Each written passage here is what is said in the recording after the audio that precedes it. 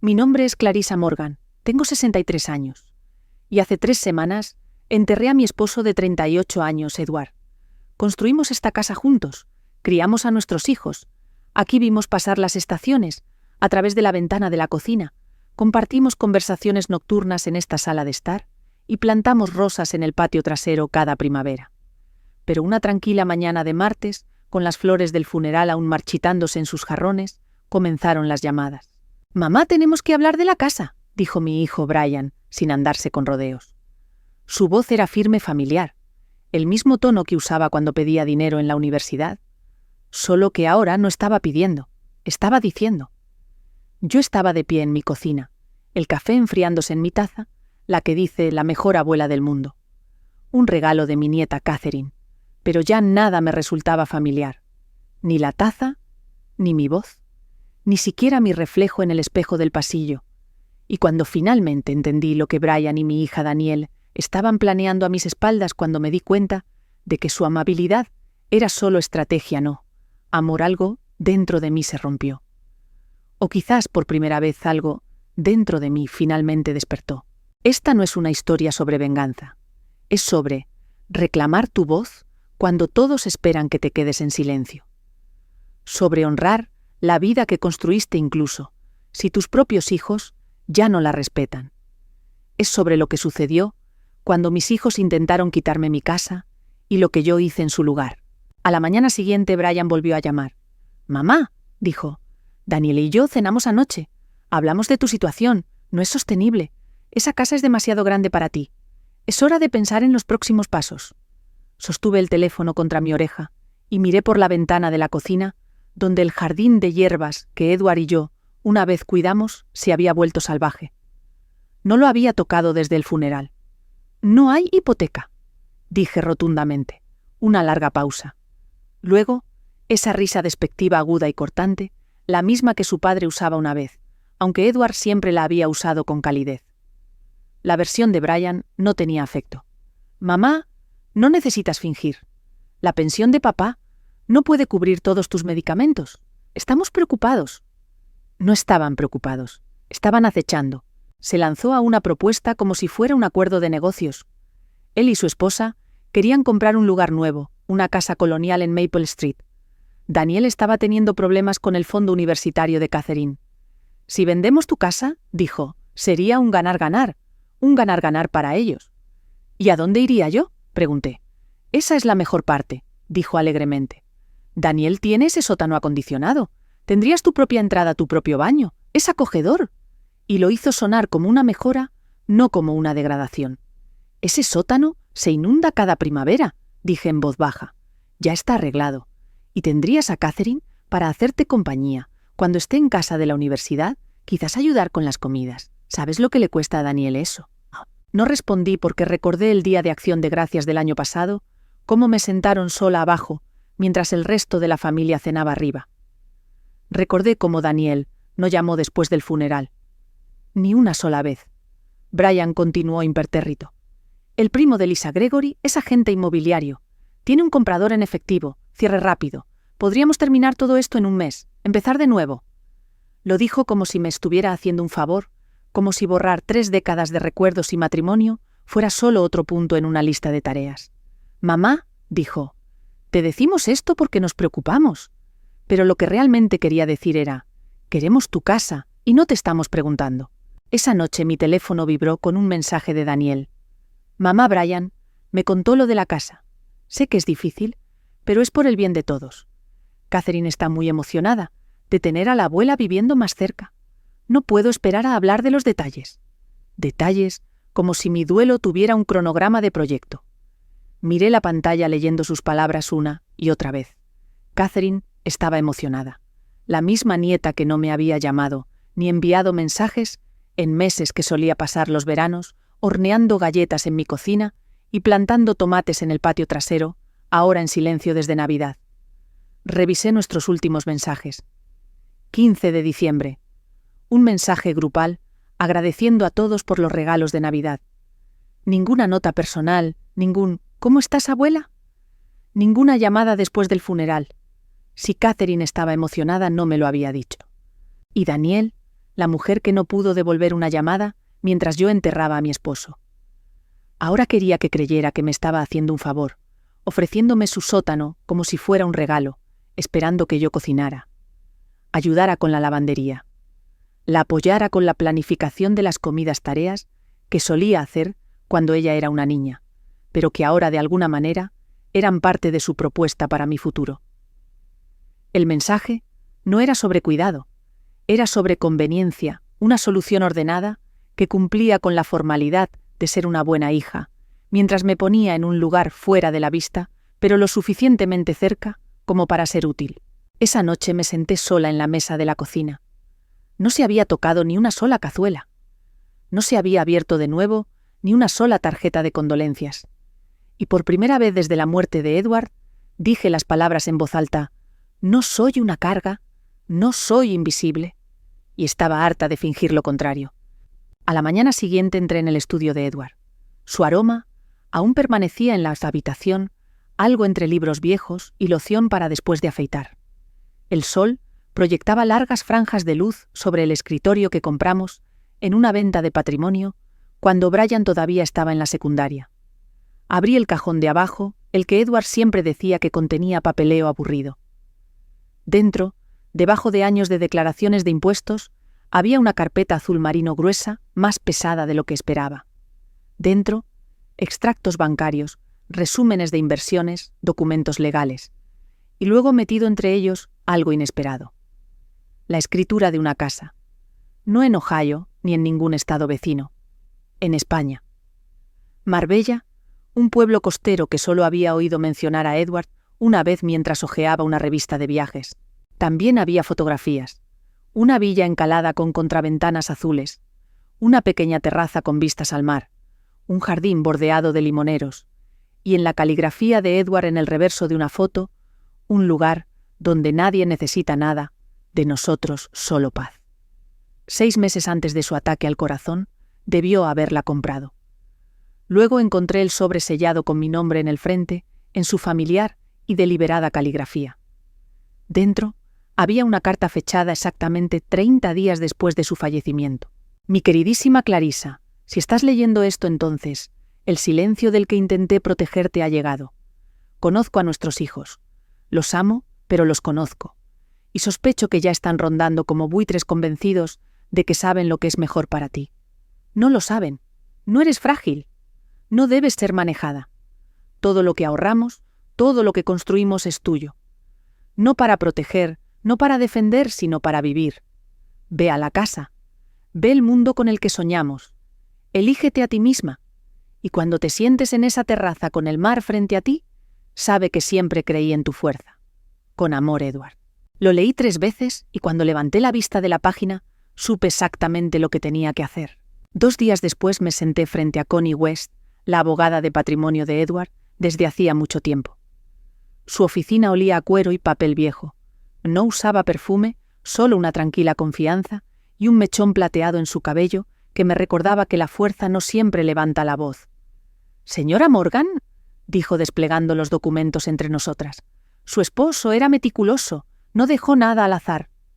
Asentí todavía sosteniendo la carta de Edward en mi bolso como una armadura. «Creó un fideicomiso revocable a su nombre», continuó. «Todos los activos de esta casa, las cuentas de inversión, la propiedad en España, son exclusivamente suyos. Sus hijos nunca fueron nombrados como beneficiarios. Solo la póliza de seguro de vida va para ellos». Exhalé lentamente. Así que él lo había sabido.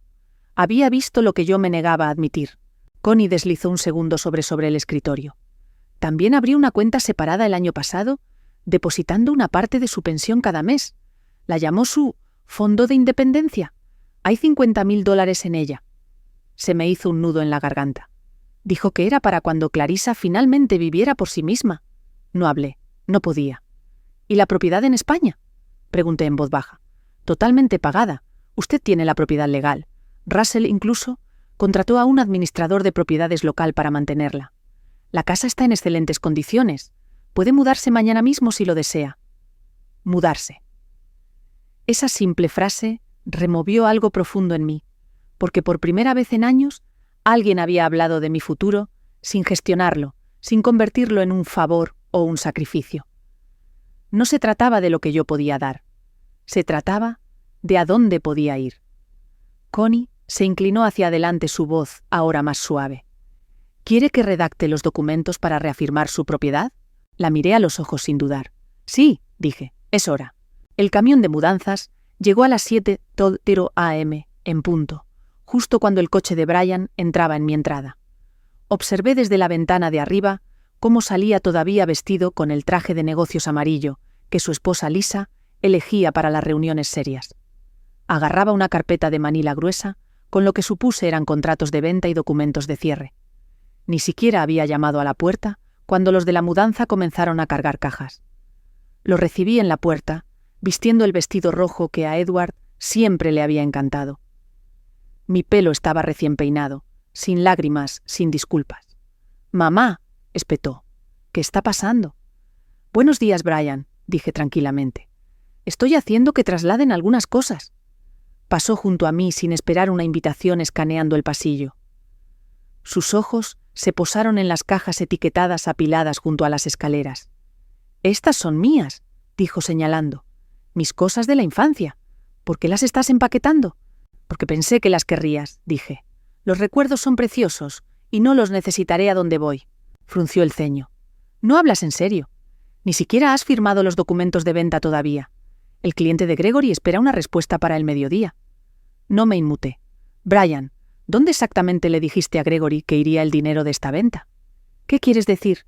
«Quiero decir, ¿ya lo dividisteis tú y Daniel después de restar pagos de hipoteca imaginarios y costos de mantenimiento imaginarios?» No respondió. No esperé. Asumiste que estaba pasando apuros, pero ¿alguna vez se te ocurrió preguntar qué me proporciona realmente la pensión de tu padre cada mes? ¿O cómo gestionamos nuestras inversiones? ¿O si quería quedarme en esta casa en la vida que construí? «Mamá, estábamos tratando de ayudar». «No, Brian, estabas tratando de gestionarme como una hoja de cálculo, como un pasivo». Lo intentó de nuevo. «Mira, admito que nos movimos demasiado rápido, pero no tienes que mudarte al sótano de Daniel. Te ayudaremos a encontrar un buen apartamento algo manejable». Lo miré directamente a los ojos. «¿Más manejable para quién?» Antes de que pudiera responder, sonó mi teléfono. «Daniel», puse el altavoz. «Mamá, ¿qué es esta locura? Hay un camión de mudanzas en mi casa y hombres tratando de entregar ese viejo piano que no he tocado en años». «El que suplicaste cuando tenías 8 años», dije con la voz firme. «Pensé que lo querrías. Dijiste que querías conservar los recuerdos». «No quiero el piano», espetó. «Y Brian dijo que no vas a seguir con la venta de la casa». «Eso es correcto». Silencio. «Pero no puedes permitirte». «Puedo permitirme, más de lo que jamás me diste crédito». Otra pausa. Su voz se quebró. «Mamá, ¿qué está pasando?» «Me voy, pero no a tu sótano». Y luego con calma, en voz baja, añadí: «Me voy porque finalmente recordé quién era, antes de convertirme en una conveniencia». 12 horas después estaba en un vuelo a Madrid. Me senté junto a la ventana, el lugar favorito de Edward, y observé el Atlántico brillar debajo de nosotros, como una promesa esperando ser cumplida. No dormí. No leí. Simplemente me senté quieta por primera vez en semanas, dejando que el silencio me envolviera como una segunda piel. En la aduana, el oficial preguntó: «¿Motivo de la visita?» Sonreí. «Empezar de nuevo». Afuera, una mujer sostenía un cartel con mi nombre, Pilar Rodríguez la cuidadora, que Edward había contratado hacía años.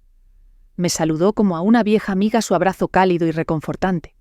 Su esposo, dijo, estaba orgulloso de esta casa.